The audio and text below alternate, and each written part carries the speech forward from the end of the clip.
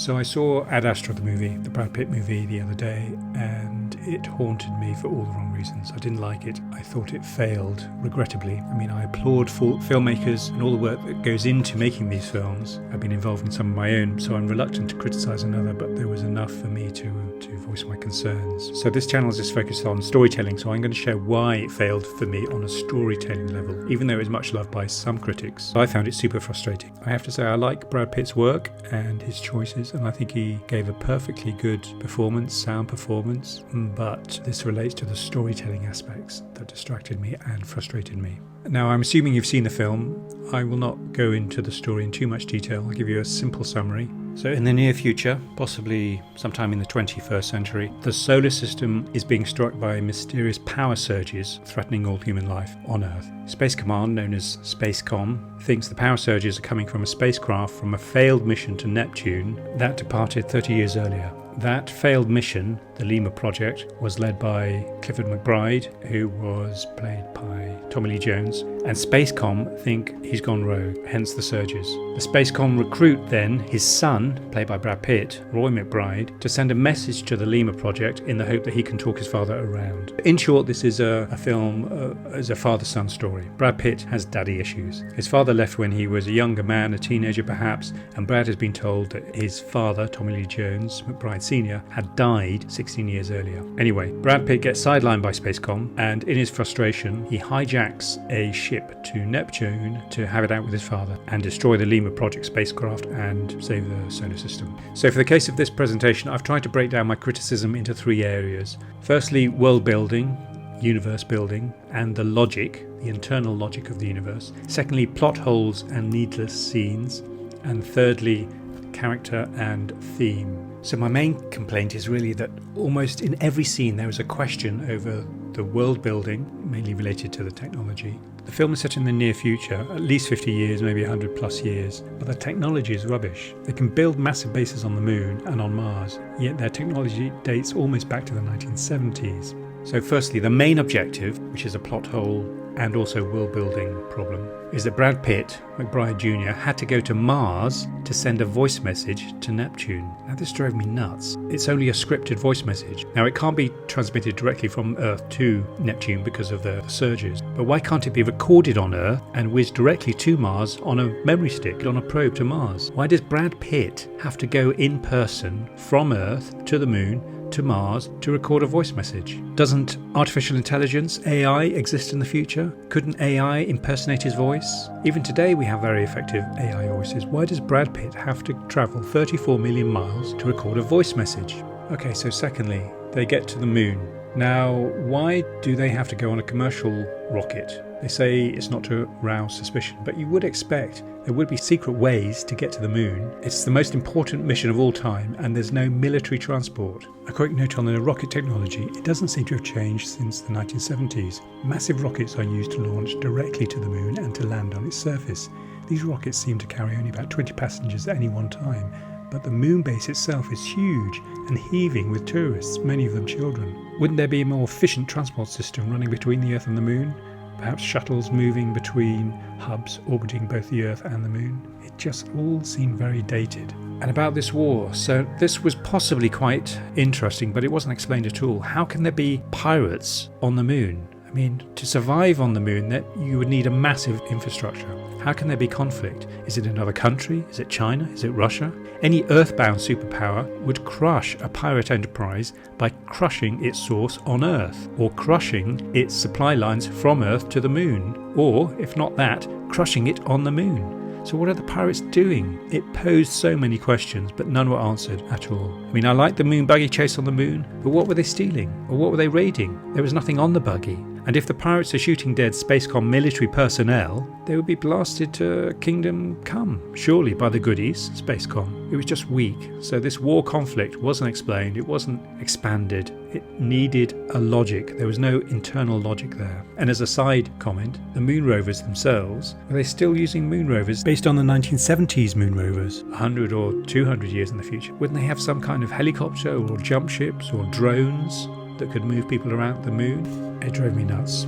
And when they got to Mars, there were just so many things that were so frustrating. So Brad Pitt had to go to Mars to record this voice message that he couldn't have done on Earth or the Moon, and they couldn't have put a memory stick on a probe to Mars. He had to be there in person. So he walks into this big recording booth on Mars. It's a soundproof room that looks as if it's dating back to the 1960s, and he's speaking into a very contemporary looking or even dated looking microphone, holding a piece of paper in a soundproof room booth on Mars. I mean, surely square footage is at a premium on Mars, but it was huge. Secondly, the only reason he went to Mars was because the surge hadn't knocked out the underground facility. Yet when Brad Pitt looked up, he saw the stars and the outer space 20 feet above his head. And again, I come to the square footage.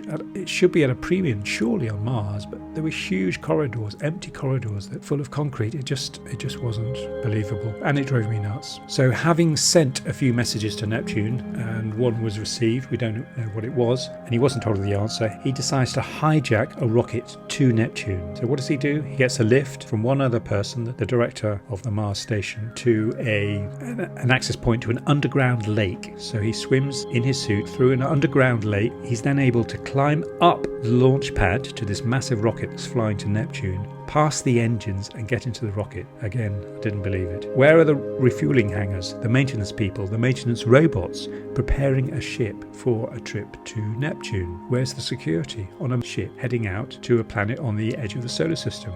Similarly, the relationship with the crew, although they died pretty quickly, they didn't seem experienced at all, certainly not to make a trip out to Neptune. The relationship with the crew didn't seem believable at all. They didn't seem professional, they didn't seem experienced. Even when they were on the Mars, when the crew walked past Brad Pitt's character, McBride Jr., in the corridor, why did they blank him in the Mars station? Especially when he had saved their lives landing the spaceship. Were they brainwashed? Were they instructed to ignore him? Again, almost every scene there was confusion.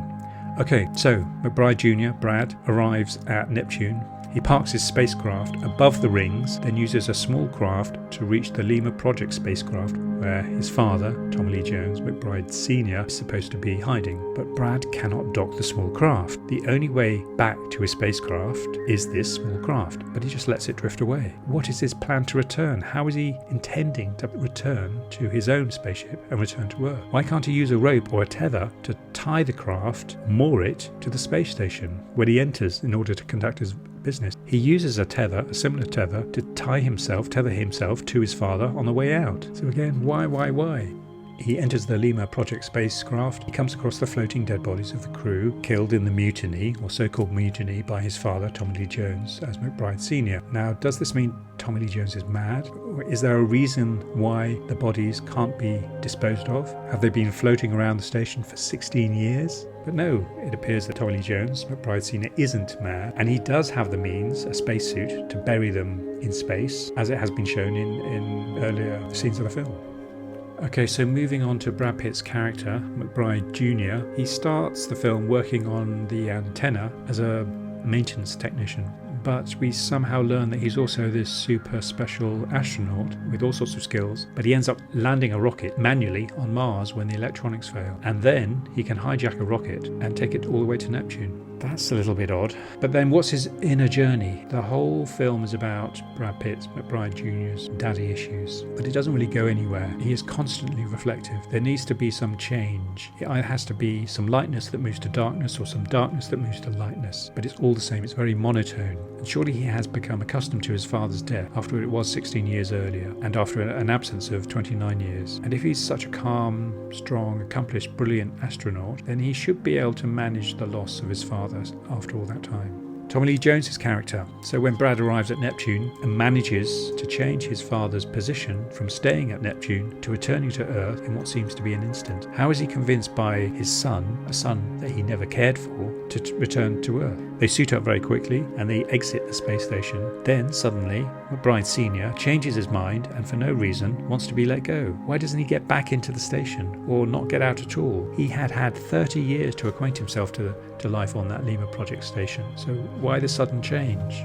So a couple of scenes, needless scenes, that didn't need to be there, that didn't feed into the narrative at all. The race across no man's land, if you removed it from the film, it wouldn't affect anything. Secondly, the attack by the space monkey. So on their way to Mars, the spacecraft stopped off to answer a mayday call from a Norwegian space lab. Can Norway afford to run its own space program? Anyway, so Brad McBride Jr. and his pilot colleague are attacked by a space monkey, a baboon. If you removed that scene from the story, nothing would be lost. It didn't contribute anything to the story, nothing. It was a perfectly interesting sequence, but if you cut it out, you wouldn't lose anything. Thirdly, Donald Sutherland's character, the elderly man, why was he needed? To watch over Brad Pitt?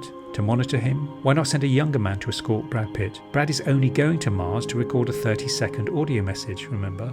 So why does he need a chaperone? But we learn that Donald has heart problems minutes before getting onto the ship to Mars. Why would Spacecom choose a frail, elderly person in their mid-80s to conduct a super important mission? In the future, surely a medical examination would have known that he was not fit to fly to Mars, let alone Neptune. It served no function to the story, so you could lose the Donald Sutherland character and nothing would change. I could go on. There's almost every scene there's a question over plotting or technology that sort of irritated me. So, what could have been done? I think there are a couple of things that could have helped. What if, for instance, Brad Pitt had a 12-year-old son on Earth to save? He had to leave Earth in order to save his son because he was a father. But when he was confronted by his own father, he realised he had to kill his father, McBride Sr., Tommy Lee Jones, in order to save the Earth and to return to his son. Now that could have been an interesting dilemma. It was an ethical dilemma. In order to be a father, he had to kill his own father. The king is dead, long live the king. The father is now dead, long live the father. Has some echoes of Interstellar, but that could have added a bit more motivation to what was going on. Or secondly, you could also bring this element so that when he arrived at Neptune, maybe McBride Sr. wanted to stay, there was still work to be done, but then Brad had to make the decision to disable the Lima Project spacecraft in order to save and stop the power surges from the station. So again, he has a choice. Does he disobey his father, maybe engage in a line of action that results in the death of his father in order to save his son and his own role as a father to his son? So that could work. Now you could also just rearrange the moon scenes and the space monkey scene, just restructure it slightly because they were quite interesting in their own way. So the moon buggy fight, what if the surges had led to a disintegration of the Spacecom authority? There'd been a coup d'etat, there'd been a power struggle within Spacecom about what they should do. One section within Spacecom wanted Brad to go, another section wanted to follow another course of action. So the military police were trying to stop Brad rather than some space pirates. The space pirates and the war just didn't work. Okay, and how about the space monkeys? So rather than have the space monkey fight on the way from the moon to Mars, which was a total distraction, you could have it on the way from Mars to Neptune. So the spacecraft had to pick up some additional fuel or an additional rocket booster from this Norwegian space lab near Jupiter, which meant he then had this space monkey fight in the lab. So the space monkey fight would be an obstacle to Brad's character, McBride Jr., to overcome on his way to Neptune. Because it's placed in between the moon and Mars, it serves no purpose. You could take it out and you wouldn't miss it. But if you put it on the way from Mars to Neptune, where he has to get that space booster and the fuel, then it could work. So those are my objections. There are all sorts of little things in each scene and in the plotting as a whole, but it drove me nuts. In almost every scene there was something which undermined it, and I couldn't suspend disbelief. There has to be a logic to the world or the universe that you are creating. A logic has to exist in harmony with the plot. Each scene should contribute something to the story or the character. Anyway, that's my rant. The universe has to make sense. So do let me know your thoughts in the comments if you agree or disagree. I don't want to make too many grumpy videos like this, but because it has storytelling elements, it qualified. I'm going to make a video on Parasite, which I've seen recently, and I thought that was very, very good in terms of storytelling elements, so look out for that. But in the meantime, please do subscribe and share and like, and that will help the channel. Okay, thank you.